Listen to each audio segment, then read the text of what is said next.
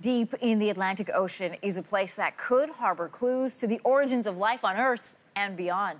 Scientists call it the Lost City, and 1 month ago, a team ventured into the depths to study the mysterious microbes that somehow exists within its hostile environment.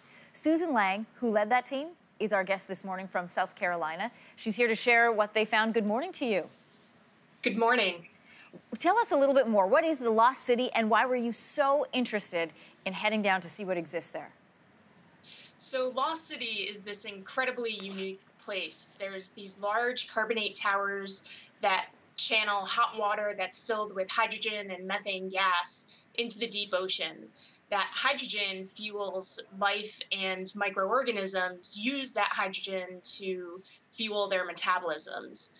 All you need is basically water that's passing through these rocks, and you can have a diverse and abundant ecosystem. And it all happens in the absence of sunlight and photosynthesis. In a lot of ways, it's like taking a trip into space. So what did you find in your recent expedition? Well, at first we found mostly hurricanes, but then once that all passed through and we were able to dive on site, we were able to go down and visit these towers and collect a lot of water.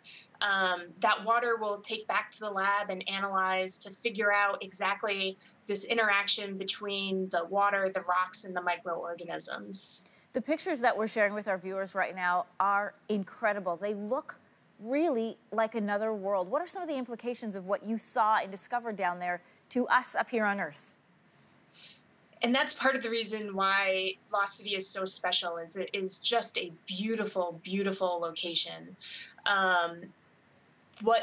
What the implications are, though, is much broader than that. It's thought that a system very much like this might have been where life originally emerged on Earth. You have a lot of energy that is fueling the synthesis of small organic molecules, and those could have built up over time into something like a protocell or a proto-metabolism. It's thought that something like this may also be present in the current day on places like Saturn's moon Enceladus.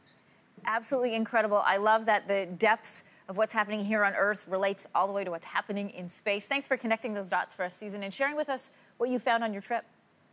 Thank you for having me.